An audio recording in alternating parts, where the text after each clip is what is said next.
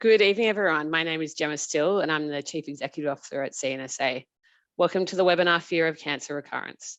The Australian Cancer Survivorship Centre, in partnership with Cancer Council Victoria and New South Wales, Clinical Oncology Society of Australia, and the CNSA is proud to present tonight's webinar. Before we start and I hand over to our expert facilitator, I'd like to acknowledge and pay respect to the First Nations people as the traditional owners of the land. We pay our respects to the elders past, present and emerging, and acknowledge the different nations across Australia on which we all live and work. CNSA will continue to work together with Aboriginal and Torres Strait Islander people to shape a health system which responds to the needs and aspirations of our community. We would love to hear your questions and comments throughout this webinar and want to make it as interactive as possible. So we please ask that you write any questions you have in the Q&A function and keep the chat coming as well if you'd like to contribute. It's now my great pleasure to introduce Emeritus Professor Phyllis Buto, who is facilitating tonight's webinar. Phyllis is a professor and NHMRC Senior Principal Research Fellow in the School of Psychology at the University of Sydney. She founded the Australian Psycho-Oncology Cooperative Research Group and the Centre for Medical Psychology and Evidence-Based Decision Making. She's worked for over 20 years in health professional patient communication and psycho-oncology.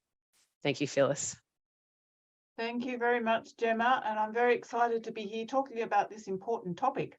Now, we know that nurses and allied health and other clinicians bring a lot of expertise and experience in cancer survivorship and around fear of cancer recurrence, but we're hoping that this webinar will deepen that understanding and that by the end of the webinar, you'll have an understanding of how common fear of cancer recurrence and progression are. You'll recognise their effects on survivors, family members and cancer services. You'll understand some of the risk factors for more severe fear of cancer recurrence and progression, and be aware of some of the evidence-based interventions that are out there available to support survivors in dealing with these fears. We also hope that you'll feel confident to identify these fears in your patients and raise the topic with them, and to provide some basic strategies to help people manage fear of cancer recurrence and progression, but also to understand where to refer and what resources to provide. Now, to help us do that, we've got a really fantastic panel of people, and I'm now going to ask each of our panelists in turn to introduce themselves just in a few sentences so that you know who they are. So starting with Ben Smith. I'm Associate Professor Ben Smith. I've recently joined the Daffodil Centre as Senior Implementation Scientist. Been fortunate to be involved in fear of cancer recurrence research for 10 years or so now, and now focus on trying to move that research into practice. Thank you, Ben. And Kate Barber. Yep. Hi, everyone. Good to be here tonight. I'm Kate. I've been a nurse for many years and at the moment work at Cancer Council Victoria. I'm a clinical nurse specialist and I am the team lead on their nurse counselling service in Victoria. Thank you, Kate. And now I'll ask Khalid, the consumer advocate on this webinar, to introduce himself. Hello, good evening. Can you hear me? Yes, we can. Hi, I'm Khalid. I'm 57 years old. I'm a cancer patient and I'm an engineer and a PhD student at the same time. I'm a father of 3 and currently in remission. Thank you, Khalid. And Louise Sharp. Hello, everybody. Good evening. My name is Louise Sharp. I am currently the Pro-Vice Chancellor of Research and Training at the University of Sydney. We'll move on to Jenny Liu. Hello, hi everyone. Thanks for joining. My name is Dr. Jenny Liu. I'm a medical oncologist at St Vincent's Hospital. By day, I do phase 1 clinical trials and treat patients with head and neck cancer. By night, I do quite a lot of different research projects that have a special interest in oncologist-led intervention to address fear of cancer recurrence, which I'll talk more about later today. Thank you. So that's the panel. But before I hand over to the first speaker, I'm just going to cover some basics very quickly, starting with the definition. And the accepted definition is that fear of cancer recurrence is the fear or worry that cancer could return or progress in the same place or another part of the body. So you can see that it's relevant to both early stage and late stage disease. And it's sometimes been likened to the Greek myth of the sword of Damocles. Damocles is being punished by having a sword hung over him, which may or may not drop at an indeterminate time. And it's the anticipation of that which is his punishment, rather akin to this fear of cancer. Now, fear of cancer recurrence is on a continuum, and at mild levels, it's really likely to be beneficial because it motivates people to stick to their follow-up schedules and maintain a healthy lifestyle.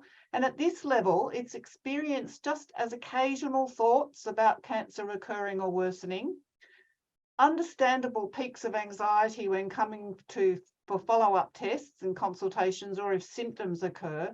But usually that anxiety persists just for a few days and then resolves and improves over time. And at this level, people generally cope on their own with support from family and friends. Moderate fear of cancer recurrence is experienced as more frequent thoughts and images about cancer recurrence, maybe more than once a week, and the person often feels unable to control those thoughts. And at this level, it's no longer beneficial. It's associated with psychological morbidity, and people often seek help to better manage fear of cancer recurrence at this level. At the severe end, there are constant and intrusive thoughts about cancer, and a tendency to interpret any symptoms as signs of a cancer recurrence, a conviction that cancer will return or worsen regardless of the prognosis, and an inability to plan for the future in case cancer interferes, you have to go for tests, etc. And people with this severe level of fear of cancer recurrence sometimes avoid follow-up because they don't want those peaks of anxiety, or they seek excessive screening, looking for reassurance constantly that the cancer hasn't come back. And it's really associated with high levels of psychological distress. And at this level, fear of cancer recurrence generally only improves with an intervention and some support. Now, there's a very recent review in 2022 which showed that about 60% of cancer survivors experience mild levels of fear of cancer recurrence or progression. About 45% have moderate levels, and just under 20% have that very high level of clinical fears. And we've got to remember that family and friends can have this as well, sometimes even worse than the patient, and we will be trying to address that during the webinar. Now, there's been quite a few longitudinal studies now which show that fear of cancer recurrence does tend to decline over time. This big US study followed people up for 9 years. But you can see that that group that started with very high fear of cancer recurrence are still quite high, even 9 years down the track, which is why they tend to need intervention. Now, the consequences of these fears, well, fear of cancer progression is really often combined with fear of dying and can be associated with quite severe depression to the point of having suicidal thoughts or wishes. And while fear of cancer recurrence is associated with slightly less morbidity, it is still definitely linked to anxiety and depression and poorer quality of life. Apart from those impacts on the patient, fear of cancer recurrence and fear of progression are also associated with greater refusal of discharge from cancer centres, which hold the experts that they trust, higher use of complementary and alternative medicine, and a higher use of medical services and more emergency visits, which translates to high medical costs. So for both personal and societal reasons, fear of cancer recurrence and progression are significant morbidities that need to be addressed. Now, if you're interested in these areas, I'll just finish off by saying there are national and international groups that focus on fear of cancer recurrence, and you can get involved by emailing one of these email addresses. Or, of course, you can contact any of the panel who can direct you towards an appropriate place. I'm going to ask Khalid now to talk to us about his lived experience of having cancer and living as a survivor. Thanks, Khalid. Thanks, Professor Phyllis. Good evening again. Thank you very much for inviting me to this fantastic event tonight.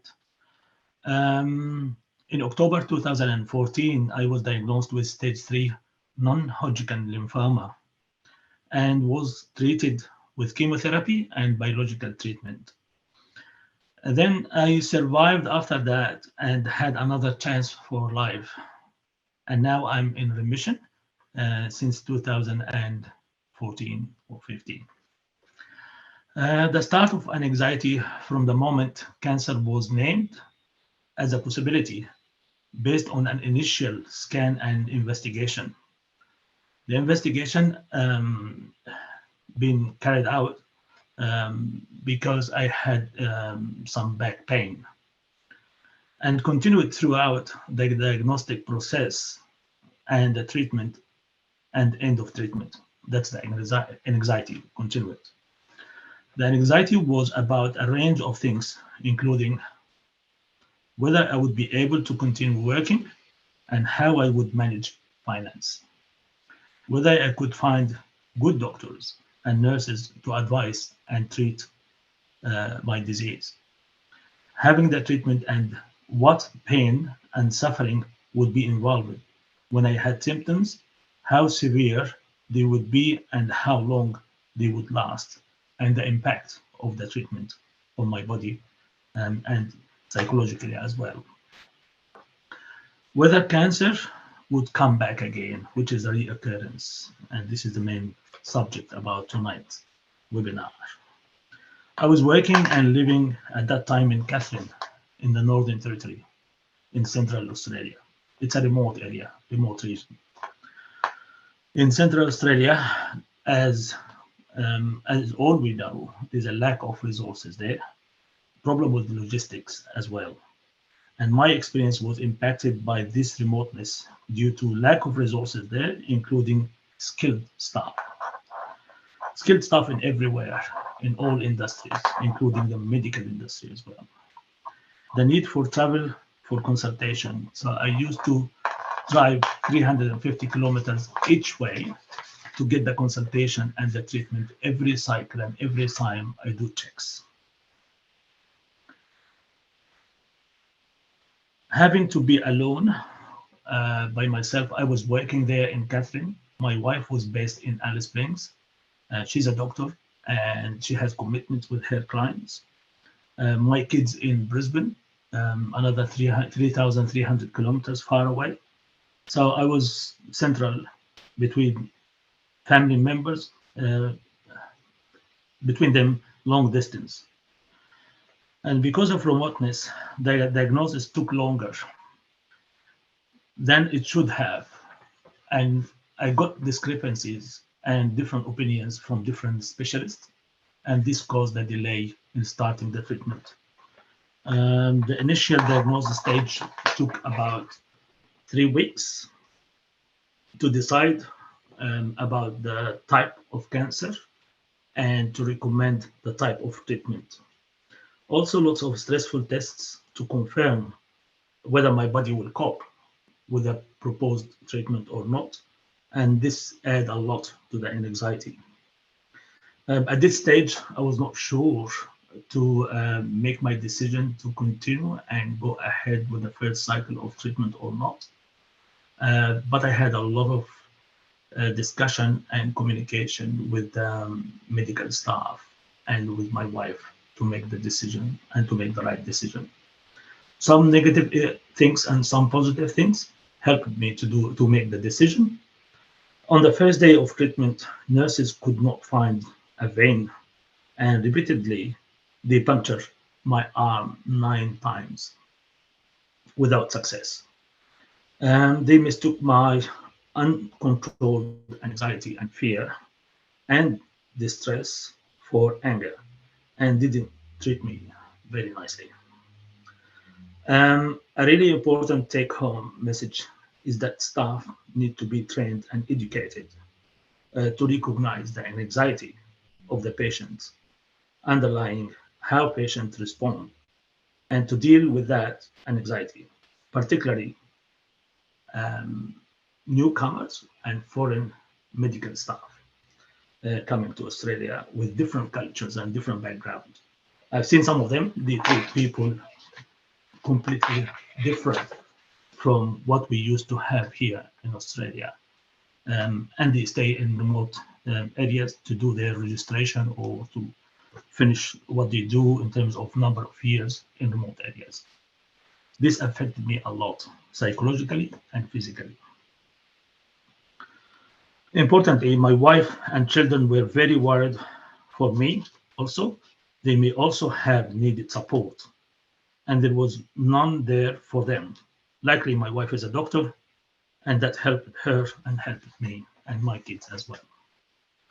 Things that helped to relieve my anxiety were having accommodation provided by Cancer Council, which is a great favor. I will never forget this.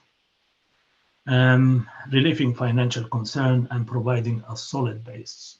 I wouldn't afford to pay $500 a day in a hotel there in Darwin. The availability of support on the phone from Cancer Council peer support volunteer, it did play a major role in changing the direction of my life. The support was on several levels, on the treatment advice, also in employment advice, and relationship with friends and colleagues. Having an excellent oncologist who I trusted was a great thing to have. He's a great man, and he was understanding the psychological things that we go through when we have the chemotherapy there, and the anxiety as well. My oncologist telling me after I finished my main cycles, he said, I can tell you that if you will die, you will never die from this lymphoma. And this gave me a little bit of assurance to reduce the anxiety I have from the reoccurrence. So I have some beliefs to share based on the experience, and I have a little bit of vision to suggest. To share, I think the key thing to live with less anxiety of fear of cancer recurrence is communication, quality communication. Quality communication two ways, not only one way. It's with the family to make clear about the situation and what's going to happen in the future, in the unknown future. Communication at the workplace, and study and look at what's the future of the employment and whether you need to do something and look around for another job to suit my health condition. Clear communication with the medical staff about the treatment, good communication with the peer support volunteer, and the most important is two-way good communication with God, and have a good faith that you are, or I was, and still in good hands, and the blessing of Allah. The things I have a vision to share, and it could be right or wrong, which is, for example, in the engineering industry and engineering area, if someone will design something and it may affect lives, like a high-rise building, something like that. Now, it's mandatory to get a professional peer review on that. So can we do something similar in the cancer diagnosis and treatment and method? Can we get a second opinion to review the initial diagnosis and the proposed treatment, so the patient can feel looked after by different opinions and make sure that he's taking the decision based on enough medical advice and professional advice. Thank you very much.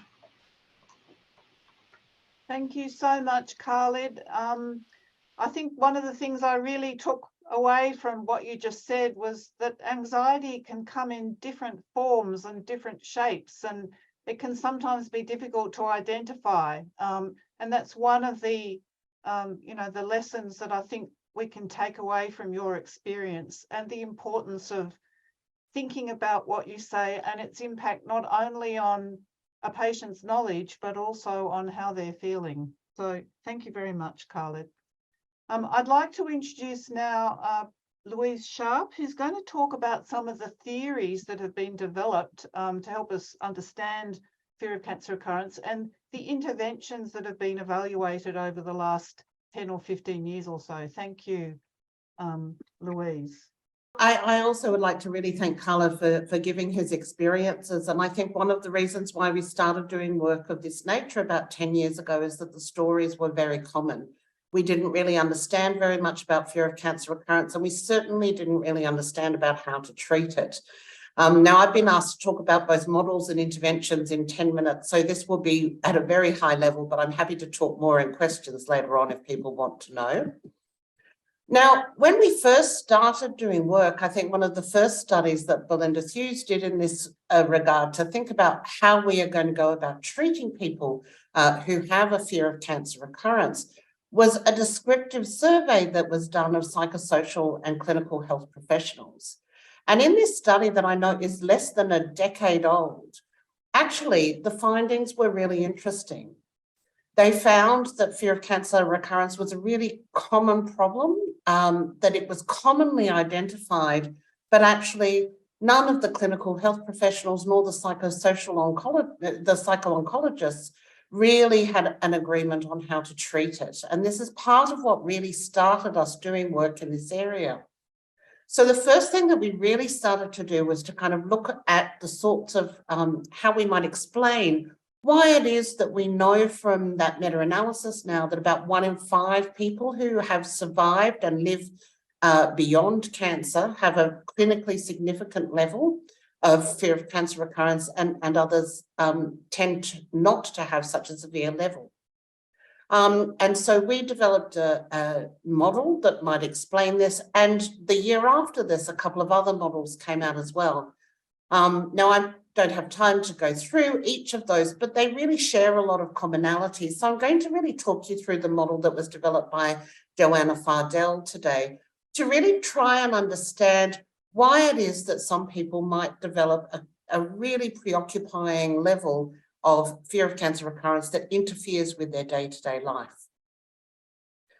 So what we know, if you look on the left-hand side of this model, is that when people have the cancer experience, it's exactly as Carl had explained. You know, it really shakes to the core what you see in yourself. It changes your self-concept, what you think is important, your meaning in life, and it makes it really difficult to plan the future. And this is something that is just a normal and natural response to being diagnosed with a life-threatening disease. So this stress response is very typical. All people who are diagnosed with cancer are thought to go through it. And it includes a number of worries about the future, which include intrusive thoughts and images that people have where they imagine what might happen in time if things were not to go well with their treatment. Now, thankfully, for the vast majority of people who have cancer, over time, there is a reduction in that stress. And I think Khaled's right when he says that communication is very important here. And people do slowly start to return to, it says normal here in inverted commas, a kind of new normal of functioning. And that particularly happens after people have been treated. But there are some things that can make it a higher risk for people to actually go on to develop more severe problems. And one of the things that we've found that's very important are these kinds of beliefs about the importance and the impact of worry. So the worrying thoughts people have are very normal, but some people are very frightened that the more that they worry, the more they're going to bring the cancer back, because that stress is somehow going to increase the chances that their cancer might recur. And we know that that isn't true, but when people believe that it's true, what happens is that they start to have a problematic style of processing information. So they start to really focus on themselves and to look for signs that their cancer might be recurring. So threat monitoring, and they try to avoid and control these worries that they have in case those worries might harm them. Or on the other hand, those worries might actually help them. So sometimes people are convinced that the worry will help them to identify a recurrence more quickly, and therefore is important to worry and not to stop worrying.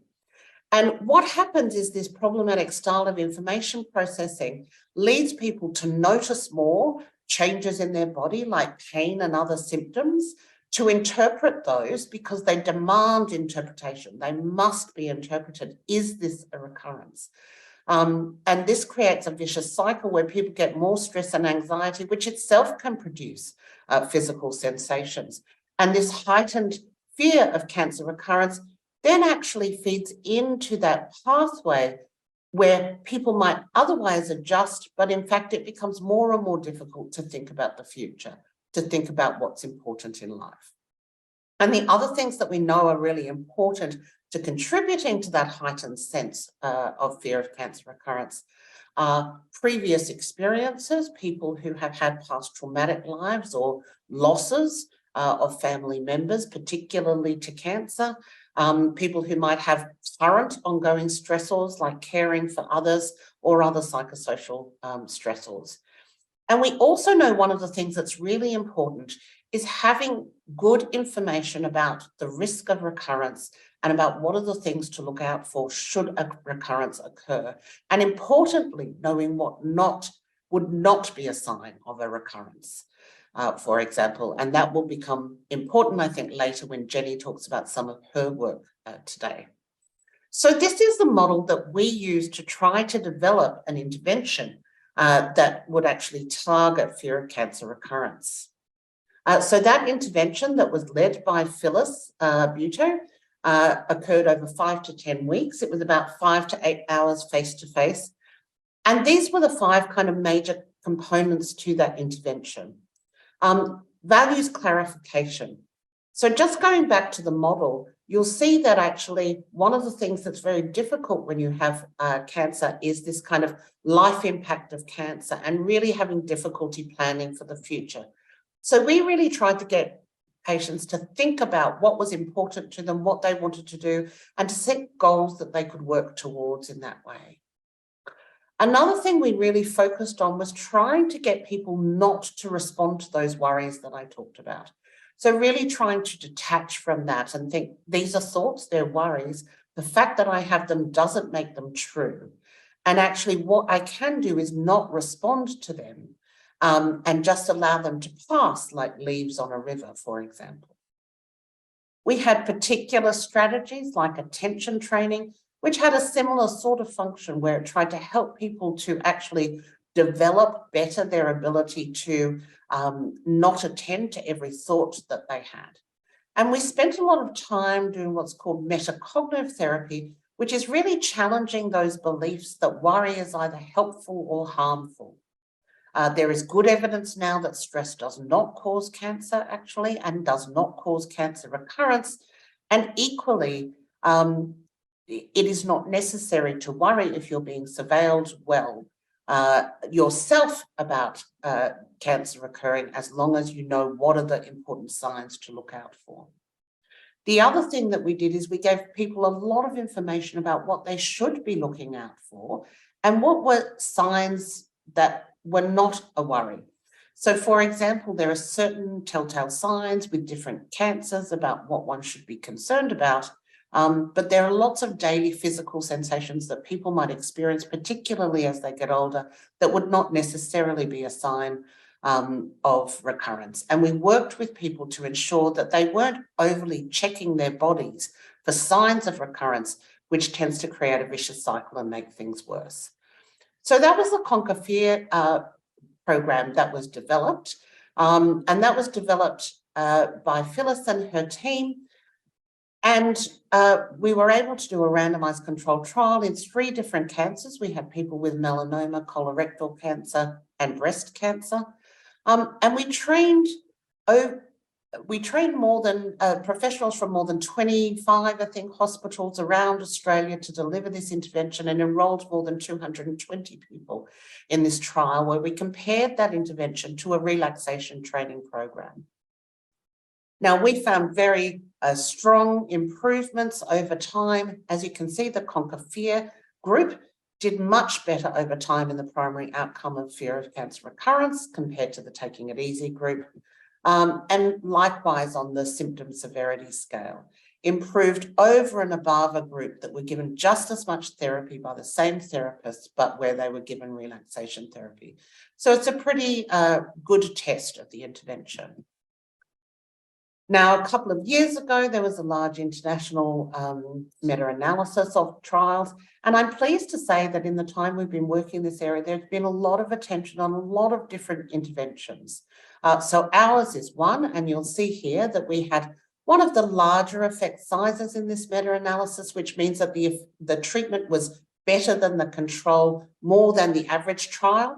But actually, overall, this shows that trials did have a moderate effect on fear of cancer recurrence. And so we now have lots of options about how we might go about treating fear of cancer recurrence. But the majority of these treatments were actually face-to-face, and the ones that weren't largely had a face-to-face component, making them quite difficult. So my PhD student, who recently completed Purva Pradhan, looked at this and thought about what we really want to do. If you think about the number of people who have cancer in Australia, about 150,000 are diagnosed every year, and the estimates are that close to 1 million Australians are living with or beyond cancer at the moment, and the estimates are that by 2040, that will be closer to 2 million. And so we really need to think about how we can service and give treatments to everybody who needs them. Now, as Phyllis said, many people will have a normal kind of level of fear of cancer recurrence that might even be adaptive. And although those people might not need support or help themselves, there are still ways that we can improve their experiences, potentially through communication. And Jenny's really going to focus on these kinds of universal interventions. But Purva and I have suggested in some of our work that maybe we need to think about how we approach fear of cancer recurrence with a stepped care approach. Actually, in the trial of Conquer Fear, we took people who had mild, moderate, and severe levels of fear of cancer recurrence. So this was the group that we tested Conquer Fear on. In fact, we found evidence that Conquer Fear was most effective. So the difference between Conquer Fear and relaxation was greatest, as you might expect with those who had the most severe levels of fear of cancer recurrence. And we actually think that that's where we should be reserving these interventions like Conquer Fear, which trained experienced psychologists, psychiatrists, and social workers who have strong mental health training and who also had lots of experience, at least 5 years experience in their profession, of which at least 2 years was in psycho-oncology. But there are actually many other professionals that spend more time with patients, and in fact, we know patients prefer to work with. I know we have a lot of nurses online tonight, and certainly we've done some work that shows that patients much prefer to see nurses. So we were really interested to know if we could actually train nurses in this kind of approach. And I was fortunate enough to work with Anne Rebb and her team over at City of Hope Hospital in Pasadena. And they recently completed a pilot feasibility study. It's only in 33 people, but it was in people who had survived cancer, who had at least stage 3 or 4 lung or gynecological cancer, so quite advanced disease, where the risk of recurrence was much higher than in the original Conquer Fear. And actually in that study, they got very similar levels of change in fear of cancer recurrence and fear of progression, which was very encouraging, suggesting that maybe for those who have moderate to high levels rather than severe, we could actually be using those professionals who are working more closely with the patients to actually lead those interventions and get just as good outcomes as we could with the more specialist mental health professionals, of whom we have fewer in our services. But we also really want to know, can we do things that are going to be actually less or more cost effective for those who have mild to moderate symptoms and fears of recurrence? Ben, who's going to be talking to us later on, has done some development and some pilot testing of an online version of I Conquer Fear, which shows some promise, which is great. And actually, the other thing that we've looked at is trying to understand some of the targets that we could investigate that might actually be amenable to a very brief intervention. And one of those is the role of interpretation biases. So interpretation is like the degree to which people actually, when they're presented with ambiguous information, like changes in their body, they immediately jump to the conclusion and assume actually that might be a recurrence. And we know that that's a natural assumption, but we know that it's much more common for people to do when they have cancer compared to those without a history of cancer. And we also know that it's much more common amongst those who have high levels of fear of cancer recurrence. And these are quite large effects. So if you look at cancer patients, these are people with ovarian cancer compared to healthy controls, very large difference in how likely that people are to interpret things in a particular way of health related threat. And similarly, those with clinically significant levels of FCR. So we developed a kind of almost an app that was a very brief intervention, which presents a word like tumour, then a sentence like the doctor examined your growth, and then asks whether or not the word is related to the sentence, and actually trains people not to have this interpretation.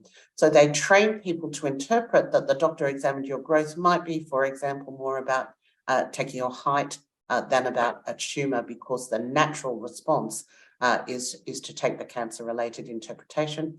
And we had one training that was about cancer and one about pain. These are very brief interventions over 2 weeks, only 15 minutes per session, and all online and fully directed.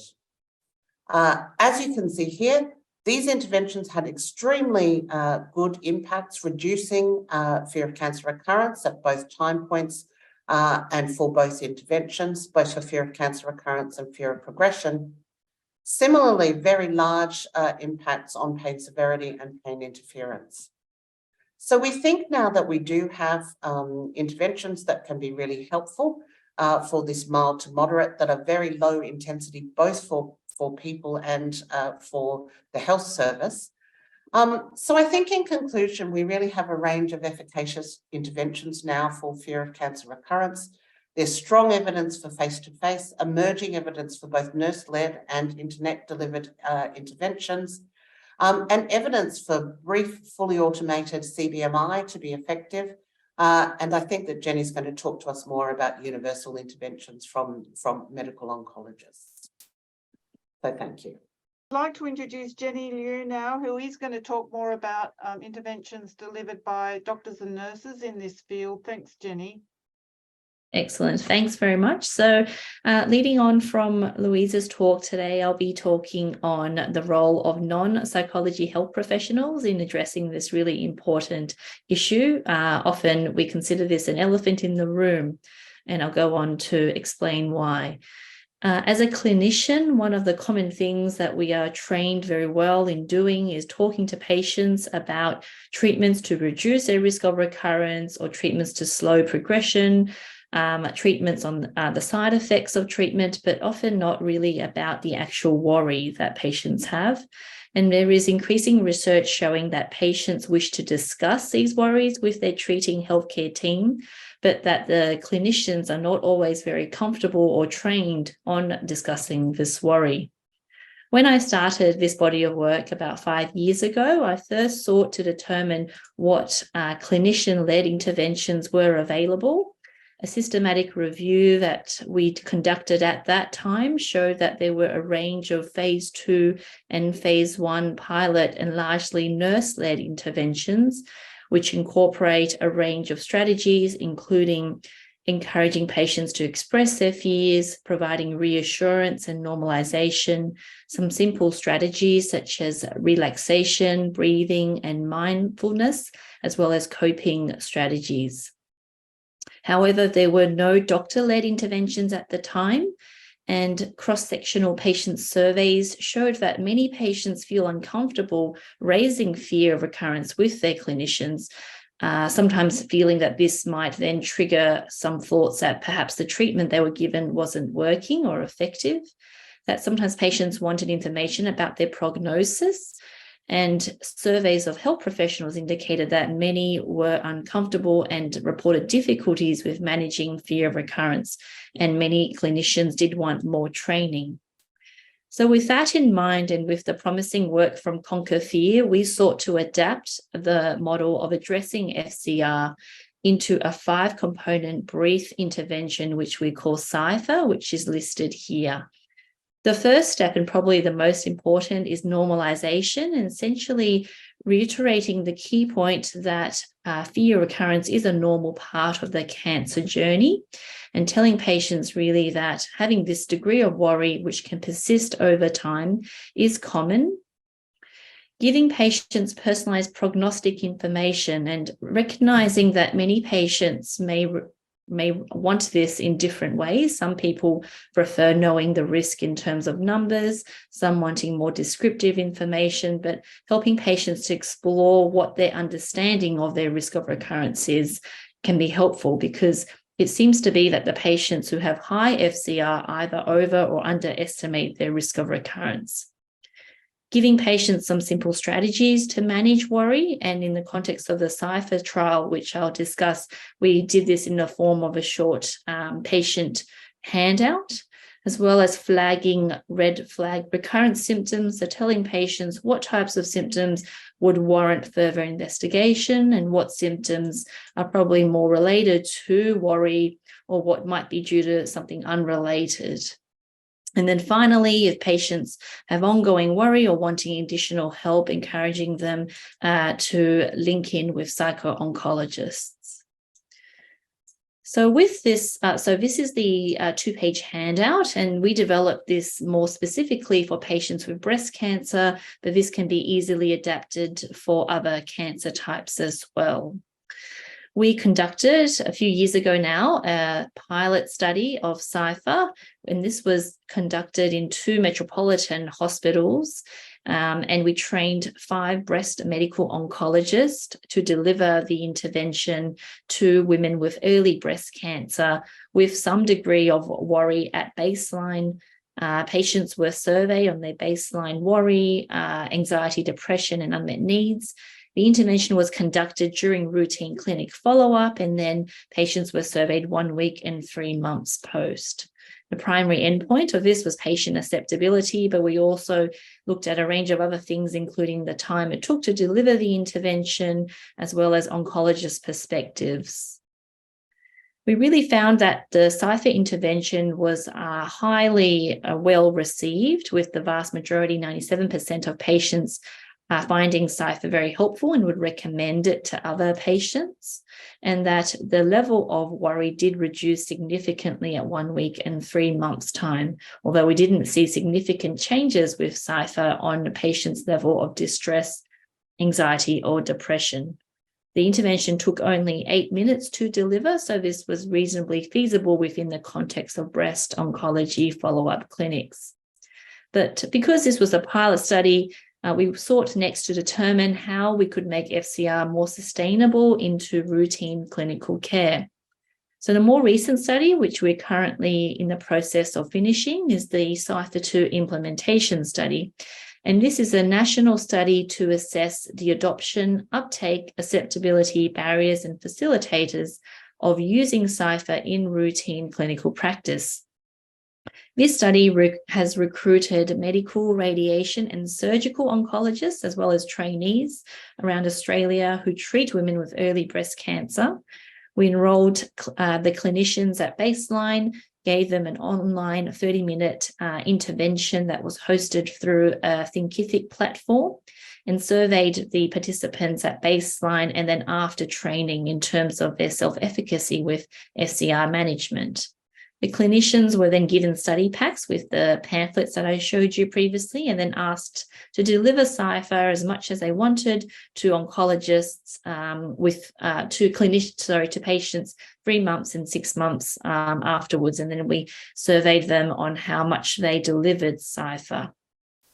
Of the 52 who participated, the majority of participants were female, mostly medical oncologists working in urban practices. All of the participants expressed interest in FCR training, and perceived difficulty was reduced after receiving training. This is a screenshot of what the online modules look like. It takes 30 minutes, and there is a video and a live demonstration of Cypher being delivered with a real patient. This is the feedback that we received, and overall, the feedback was very positive, and many felt that the intervention was appropriate in length and format and was very helpful and provided some practical tips. In self-efficacy in terms of management of FCR increased significantly after the intervention, and pleasingly the adoption rate, or the percentage of participants who used Cypher 3 months after the intervention, was high at 79%. It took on average 7 minutes to deliver, so consistent with our pilot study results, and on average clinicians used it 4 times over 3 months, but in reality, many clinicians after training actually did broach Cypher with more than 4 patients, but at times didn't feel that the patients required all 5 steps to be delivered. So I guess the key points about the role of clinicians in addressing the elephant in the room from my experience and research to date is that by raising fear of recurrence with patients, it really helps to provide improved rapport and communication. It can help clarify misunderstandings in terms of risk of recurrence, as well as symptoms of recurrence. And this will then hopefully prevent the development of more severe FCR, and also in the process of doing so, reduce healthcare utilisation. In terms of key takeaways from a non-psychologist health professional perspective, probably the most important thing is really to ask your patients whether they worry about recurrence, and raise this rather than waiting for patients to raise it with you. Cypher is really easily adaptable, and while it's currently mainly researched in the context of breast cancer, the components can really be adapted to different cancer types. Your referral, I think, is really important, and while not every patient might be open initially to seeing psychologists and psycho-oncologists, certainly the ones with severe and high FCR after brief interventions would likely benefit. Hopefully, we will be introducing more FCR training into routine oncology communication skills in order to embed this further into clinical practice. And as mentioned, I think really raising this question about whether patients worry about recurrence or progression, whenever you see patients or notice that they are sort of preoccupied or seeking reassurance or seeking ongoing scans and tests would be very helpful. So in terms of next steps, just wanted to highlight with our current study closing, we have decided to make the Cypher training available to any clinicians who might be interested in learning more about how to address fear of recurrence with their patients. So you can use this QR code to access the training online through the Thinkific platform.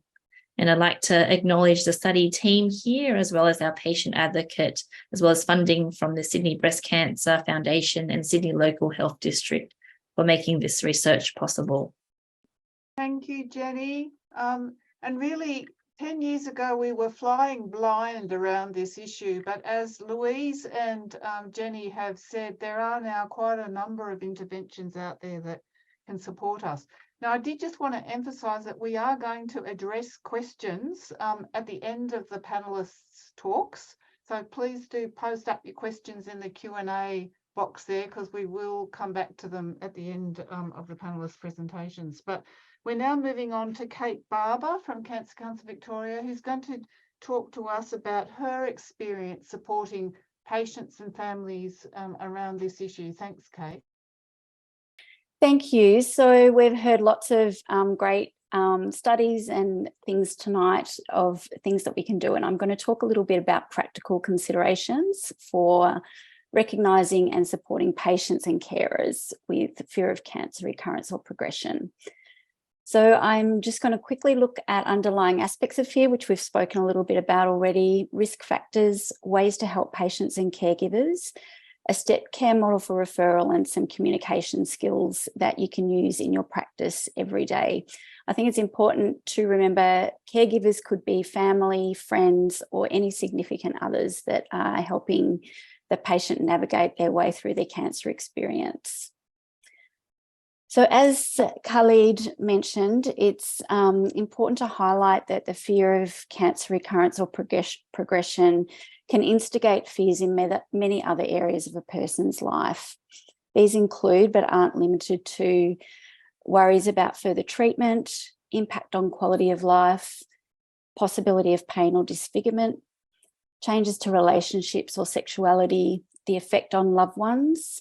Death and the dying process can be a fear. Lots of loss and grief around all of these fears, really. Changes to life plans and the uncertainty and lack of control.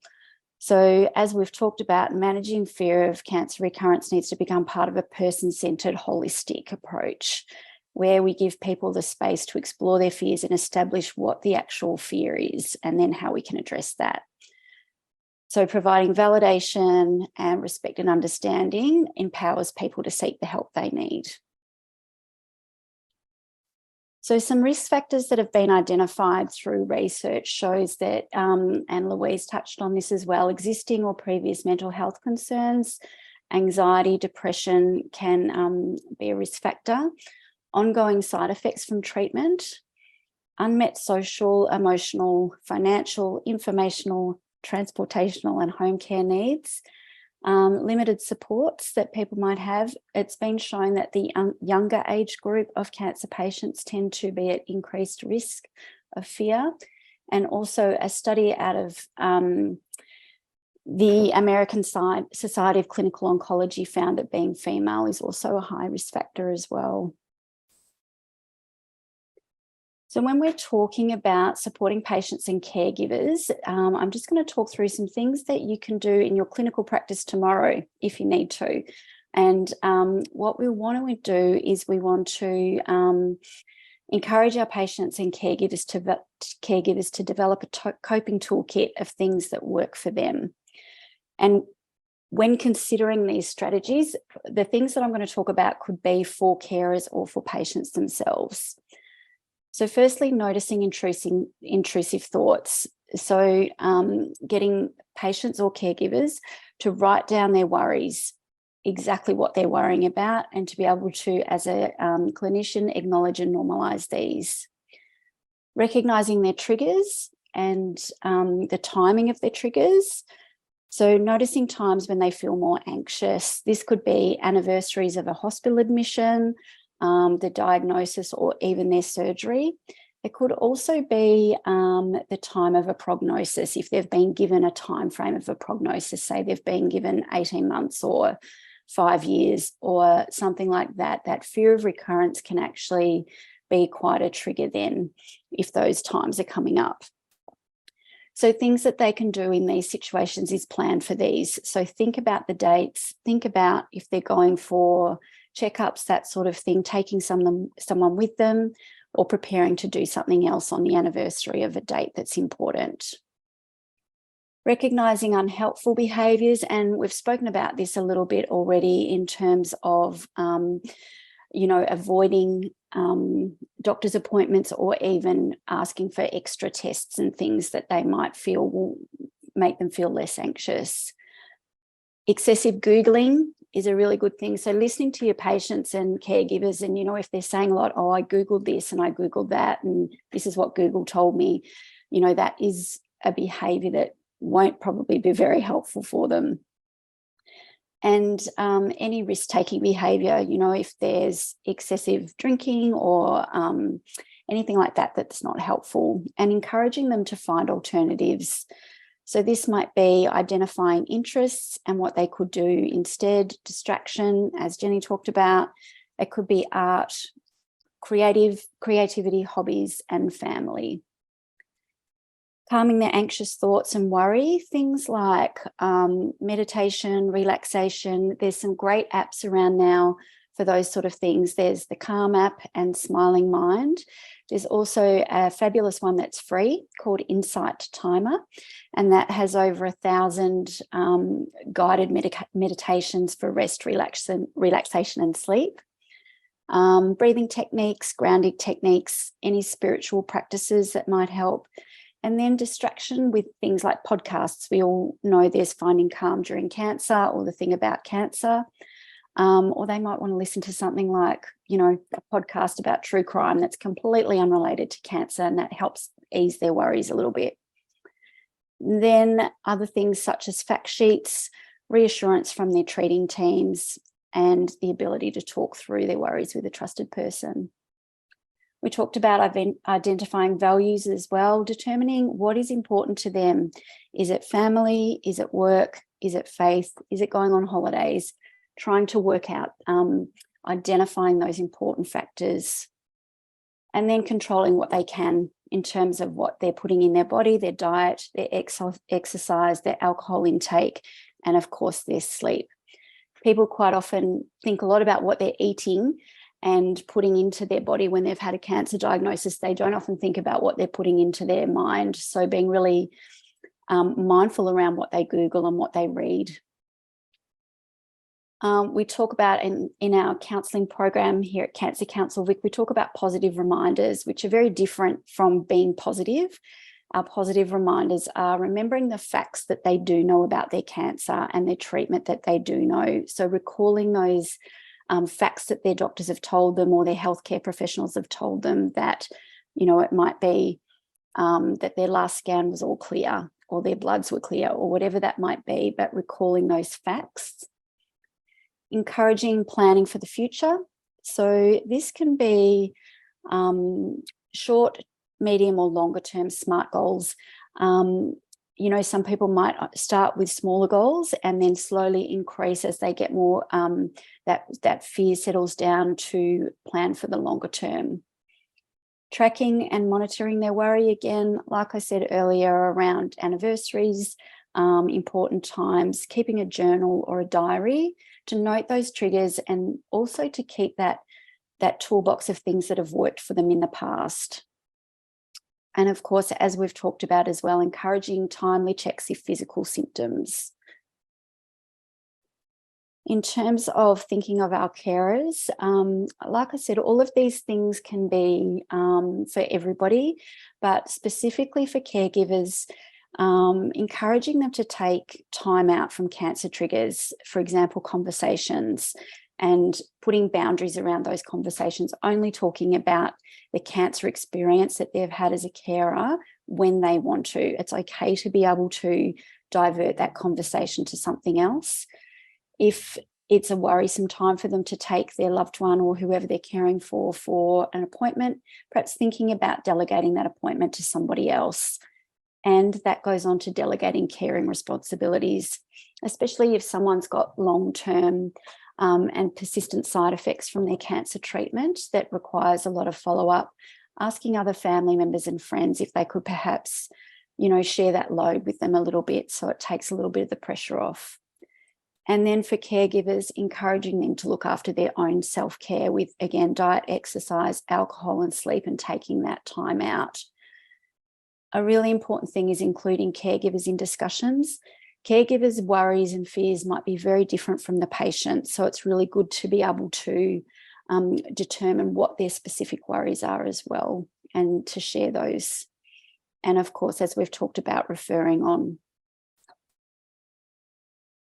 In terms of clinician support, health professionals can help their patients and caregivers by providing accurate prognostic information, like Jenny's spoken about, you know, and Louise as well, about symptoms that they need to worry about, or symptoms that won't be something that might indicate a recurrence. Khalid really mentioned this and found this most important as well. Communication is really the key as well, being able to communicate with family, with friends, with their treating team, and that they know that they don't have to suffer in silence. Advising when to seek medical follow-up, and also establishing the level of support required and referral on. So when we're talking about referral on the first sort of phase, and we talk about that self-directed. So things like we've talked about written information, relaxation, maybe referral to Cancer Mind Care website by Peter Mack, or fact sheets. These are the things that the person can do themselves, starting in that, that way of supporting themselves. And then we sort of move up to the next care of the 13, 11, 20 nurses and cancer support nurses. We've talked a lot about, you know, nurses and allied health being at the front of patient care and having a lot of contact.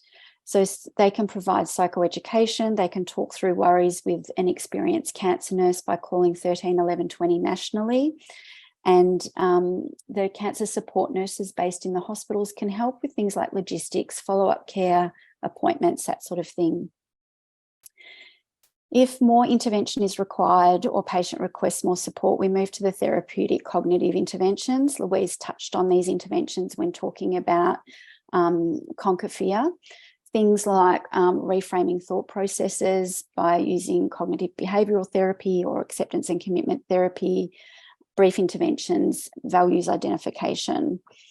So that might start with nurse counselling, where so in Victoria and South Australia and Queensland, we have nurse counselling, and that's phone-based support counselling. It's talk therapy with therapeutic interventions. It's a short-term service, but it's sometimes we're finding that's just what they need. Then we step up to the psycho-oncology services for more intensive therapeutic support.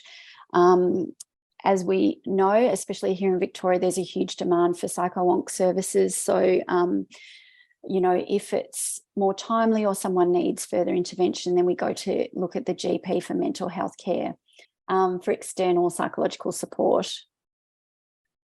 I know we're dealing here, and most people here tonight are excellent communicators anyway, but I just wanted to give you a few communication skills that just will really help in your practice. So like we've talked about before, the importance of acknowledging it. So being able to say something like, I can hear that this is a real concern for you. Normalising, it's really common to feel worried about cancer coming back. Praising is a really big one. It makes people feel validated and that they've really been heard. So thank you for sharing that with me. I can see that was difficult for you. Clarifying those concerns. Where is that fear coming from? Tell me more about your specific concerns. And then the support options. There are several ways we can support you. Let's go through these together and working with them to find a solution which might help them. So in summary, fear of cancer, recurrence and progression has been recognised as significant and common concern for many people diagnosed with any cancer at any stage of cancer. It affects caregivers also. If it's recognised early and incorporated as part of a holistic approach to treating cancer, strategies can be put in place to help decrease anxiety and worry with the aim of improving quality of life. It's a multifaceted approach with family, friends, healthcare professionals and external supports. And there are supports at varying levels of input and need. Thank you. That's all I have. Thank you, Kate. That was fantastic. And we're starting to build up a big picture now of the different interventions. But I'd like to introduce Ben Smith now, who's our last speaker, who's going to talk about how to very quickly screen for fear of cancer recurrence, and then some step-by-step approaches for dealing with it after that. Thanks, Ben.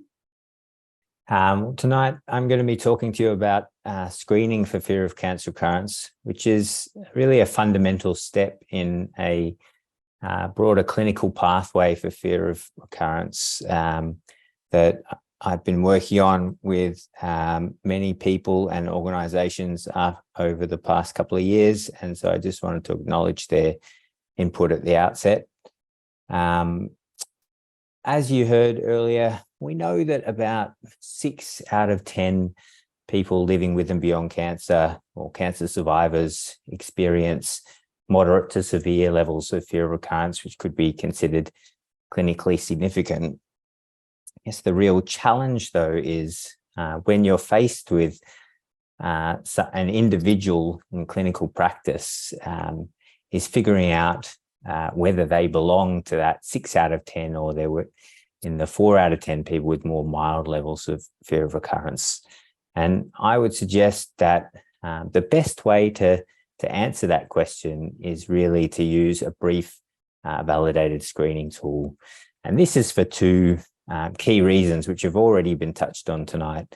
The first is that fear of recurrence doesn't correlate strongly or consistently with clinical factors such as cancer stage or type, nor does it correlate with type of treatment received or time since treatment particularly well. So those clinical factors are not particularly good indicators of who's likely to have more severe fear of recurrence. And as Jenny noted, patients are reluctant to spontaneously acknowledge or raise these concerns for fear of seeming perhaps ungrateful for the treatment they've received or to be questioning its efficacy. So if you're going to use a screening tool, what's the best way to do screening? Again, as Jenny alluded to, perhaps the easiest way is to simply ask patients about it, with the only challenge, I guess, being deciding what or characterizing their response and deciding whether it represents a normal or more clinical level of fear of recurrence. So this question here pictured asked patients to rate their fear on a scale of 0 to 100.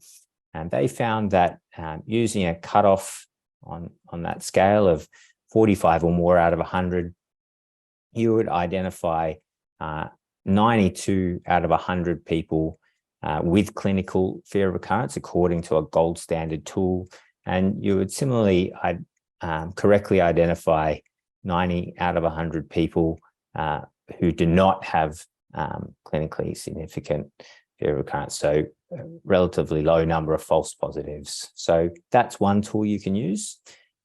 If you're already administering other patient-reported outcome measures, either via paper and pencil or electronically, you may be interested in using this written item that we've validated here in Australia in Southwestern Sydney Local Health District and down in Melbourne at Peter Mac.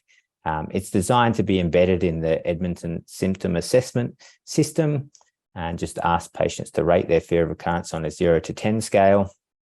And we found that using a cutoff of 5 or more out of 10, that would correctly identify 95 out of 100 people with clinical fear of recurrence, albeit with a slightly lower rate of specificity, so a few more false positives.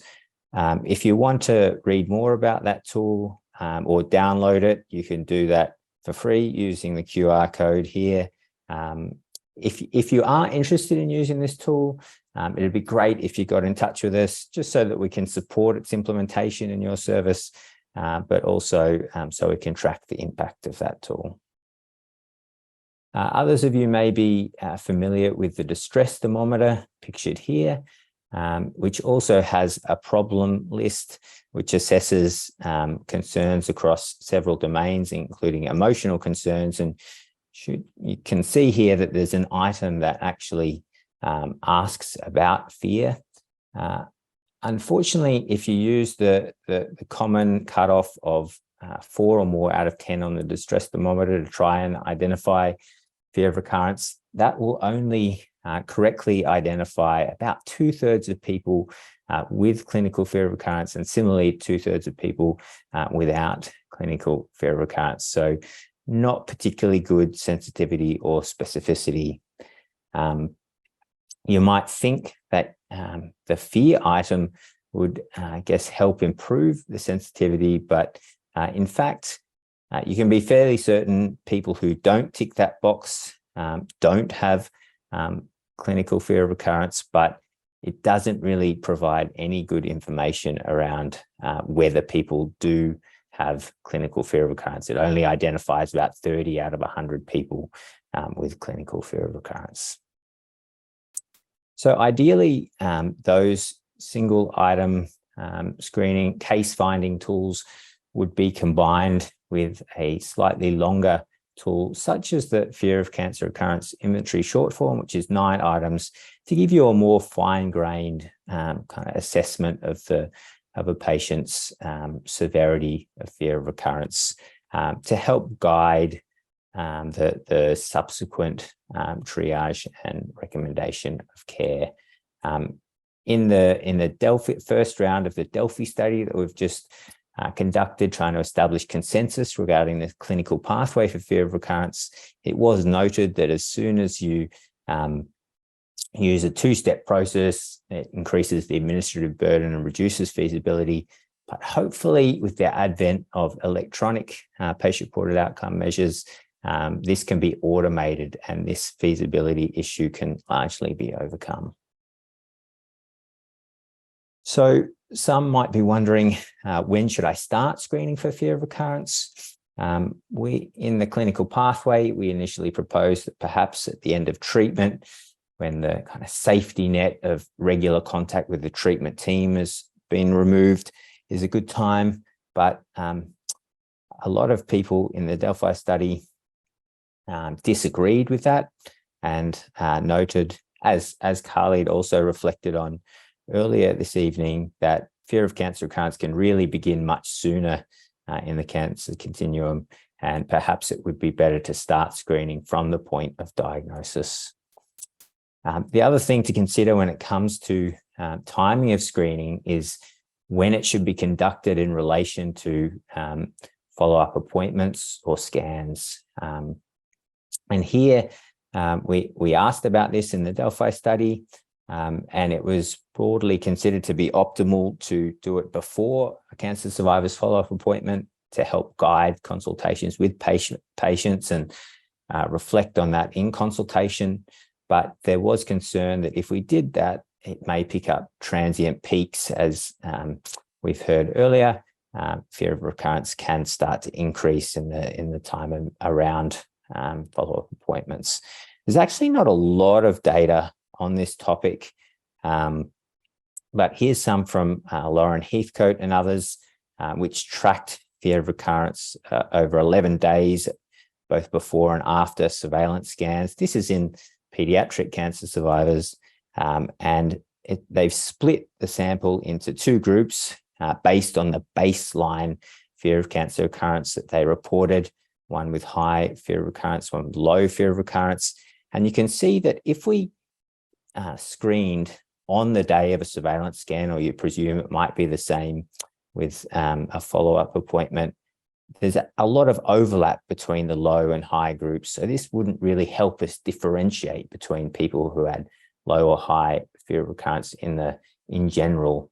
Whereas if we were to screen 2 days beforehand, that would be there's a gap between these 2 groups, and that would help us differentiate these 2 groups. And similarly, if we wanted to check how persistent or transient these fears were, we could perhaps conduct a triage conversation a couple of days after scans or follow-up appointments. So once you've screened someone, what should you do?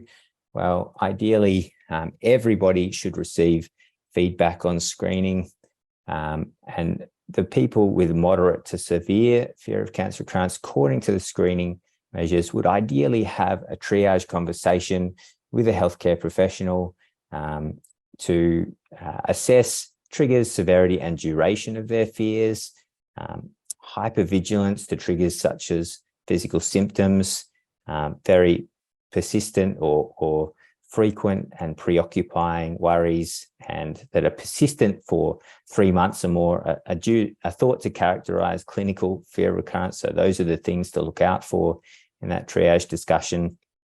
And of course, if they are experiencing things like physical symptoms or pain, you might want to refer for those related issues. We've heard a lot about this stepped care model that is really, I think, the future of fear of cancer recurrence care. Louise and Porva have done some work on this. Kate alluded to it in her presentation. And for those with minimal to mild fear of recurrence, We can use a lot of the strategies that Jenny mentioned in her presentation, like normalizing fear of recurrence and validating these concerns. But there are also some great psychoeducational resources on fear of recurrence produced by the Australian Cancer Survivorship Centre and Cancer Council. For moderate fear of recurrence, this is probably where there's the biggest evidence gap, to be honest. There are a number of promising interventions, online interventions like I Conquer Fear, for instance, or the cognitive bias modification tools that Louise mentioned that have been trialled but are not yet publicly available or maybe undergoing evaluation. There is evidence to suggest that group-based interventions may be useful for this level of fear of recurrence, and many of them are administered by non-mental health professionals like nurses. And for severe fear of recurrence, we know that therapists delivered individualized interventions like Conquer Fear, developed and trialled here in Australia by POCOG, are particularly effective. So patients should be linked with those services where possible. And that's it from me. Just like to thank you all for your time. And if you have any questions, please put them in the chat or reach out to me by email or Twitter. Thank you. Thank you very much, Ben. It gives you a bit of an overview of how we might start to put all these things together. Can I ask all the presenters now to turn on their volume and their video, because we'll first off address some of the questions that have been put up in the Q&A. And the first one was actually to Khaled, asking him whether he was meaning that a multidisciplinary team where lots of different people come together to discuss a patient was what he was wanting, or what he meant. So I'll hand over to Khaled to answer that. Thanks, Dr. Phyllis. In my experience, I've heard about that medical multidisciplinary meeting once only, when my specialist told me that he had a meeting to discuss my case and the advice to go ahead for treatment or wait and monitor. So this is the only time I've heard about that meeting. And after that, never heard about anything. And I wanted to, I would love to hear that they have meetings in several stages. So for example, when they proposed the treatment, I haven't heard that another doctor recommended that. It has been only recommended by my oncologist, just only himself. And he said, I can see this is the right protocol for you. But I would be happy to hear that other doctors, other professionals, senior professionals recommended that as well, even from different states. On another stage as well, ongoing checks. So I go and see registrars or young doctors. I've never heard that my case been reviewed by one of the seniors and he recommends something to do, or he's assuring my condition. So that's something I would love to hear. So 3 stages, not only the meeting for the diagnosis confirmation, but also about the treatment type and method and assurance for the percentage of survivor, and also about the ongoing checks. Hopefully that will answer the question. No, thank you. Thank you. I think that's really clarified it. Thank you. The second question is to you, Jenny, about whether the training from CIPHER is appropriate for and will be available for nurses. Yes, certainly. I think all the steps of CIPHER can be adapted for use outside of breast cancer. And most of the steps, I think, are very appropriate for nurses as well as doctors. Maybe the one point that might need some clarification and discussion is that risk of recurrence and prognosis, which many of the doctors also gave feedback that it can be very difficult to accurately estimate, as patients may be seen at different time points along their cancer journey, and that might influence their absolute risk of recurrence. So apart from that point, I think all the other steps can suitably be conducted by nurses as well as doctors or other allied health professionals. And we are hoping to be able to incorporate the CIPHER training onto something more central like EVQ education in the future to make this more available. And maybe Louise, you might like to comment on the adaptation of Concafear for nurse delivery in the ovarian study. Yeah, so I spent quite a bit of time with the group from City of Hope, who were very experienced nurse counsellors who worked with gynecological and lung cancer. And I did I think usually with our experienced psycho-oncologists, we do a 1-day training, and I did a 3-day training with them, which took them in more detail through some of the psychological constructs that they might not have been familiar with. And we did lots of role playing, and they learned to do it. And I have to say the outcomes were very similar to those that we got with the psycho-oncology people. So I think that we really can train people to do this in the course of their work. Thanks, Louise. And there's another question that says, I understand that we should be using terms such as when your cancer returns rather than if, with patients who have an aggressive or incurable cancer. And is that a correct approach? And I guess, Kate, I don't know whether you'd like to comment on that, or Jenny.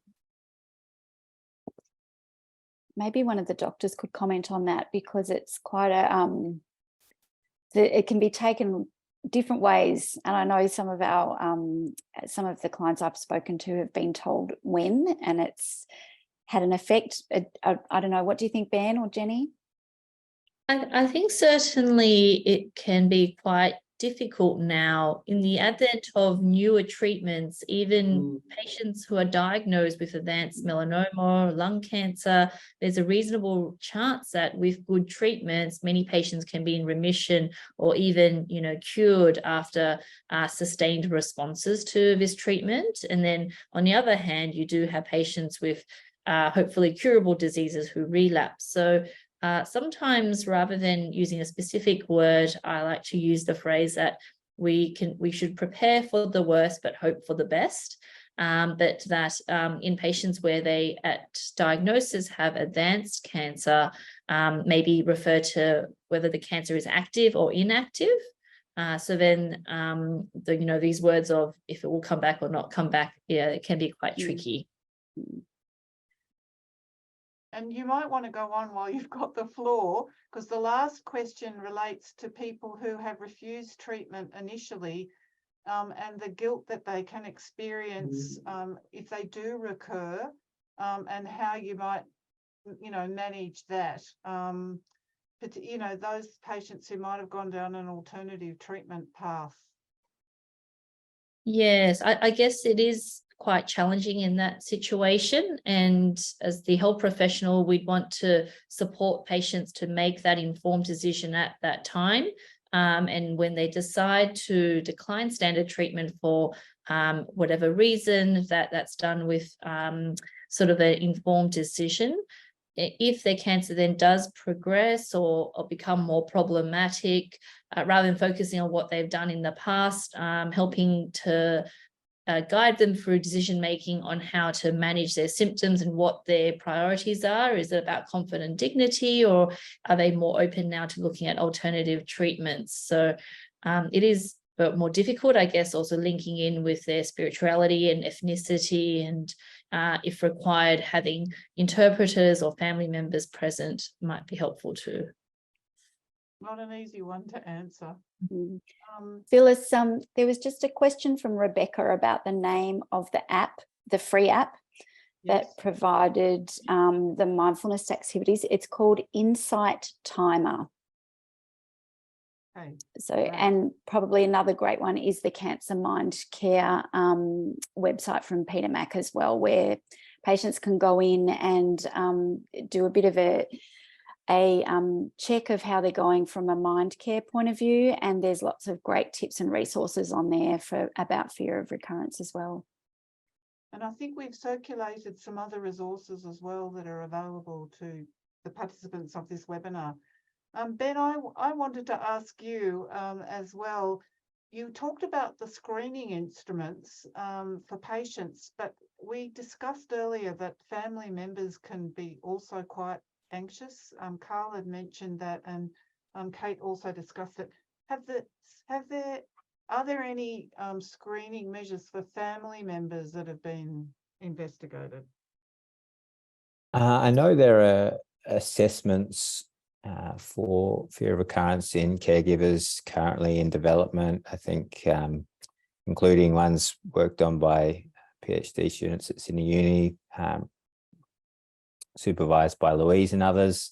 So she might want to comment on those. But as far as I know, they're more for a more in-depth assessment. I don't think they're necessarily focused on screening per se, but I don't think there's any reason why the tools that were mentioned couldn't be relatively easily adapted to ask caregivers, which is really important because I think caregivers often don't disclose their fears because they want to protect the patient. But there's now evidence to show that, you know, that can actually be bad for both the caregiver themselves and the patient. And when there is communication between the dyad, it can actually help to reduce fear of recurrence for both. So it might help open up those discussions. So I think it's a really important area to focus on.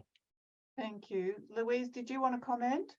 Yeah, Ben's exactly right that that is the dynamic. And one of the things that Kira Webb in her research with myself and Joe Shaw has found is that actually the experience for caregivers is slightly different. And Ben's right that people have just adapted what's been done with patients, but we are very close to having a validated questionnaire for caregivers. So I guess watch this space would be the answer. But the issue for caregivers is that what they tend to do is avoid talking about it with the patient because they're trying to protect them. And this is a really important part we found of the fear of cancer recurrence in caregivers, and none of the current questionnaires have been developed with caregivers and therefore assess that aspect of it. Yeah. Look, thank you very much. I'm just looking at the time and it's 8:29. So I think we've run out of time, although we could keep talking about this forever, I suspect. So look, I'd just like to thank all the speakers. It was a fabulous presentation and each complimented the other. So thank you again to all the speakers and to the people participating. We'd also like you to complete the 4-minute webinar feedback survey that will be sent after this webinar concludes, which really helps the organisers improve these webinars for the future. So look out for that, and if you could fill it out. And also keep an eye out for the next webinar, which is planned for November the 14th, which will have a theme of pain with neuropathic focus. So that's November the 14th, save the date, and we hope to see you there. And finally, we'd just like again to thank all of the organisations that collaborated to put this webinar together, which included the Australian Cancer Survivorship Centre, Cancer Council Victoria and New South Wales, the Cancer Nurses Society of Australia, and the Clinical Oncology Society of Australia. So thanks to all of them, and thank you for coming. We hope that you achieved all the webinar aims that I put up at the beginning, and feel free to contact us if you're interested in this area, want to do a PhD, for example. We've got lots of questions to answer, and thank you again.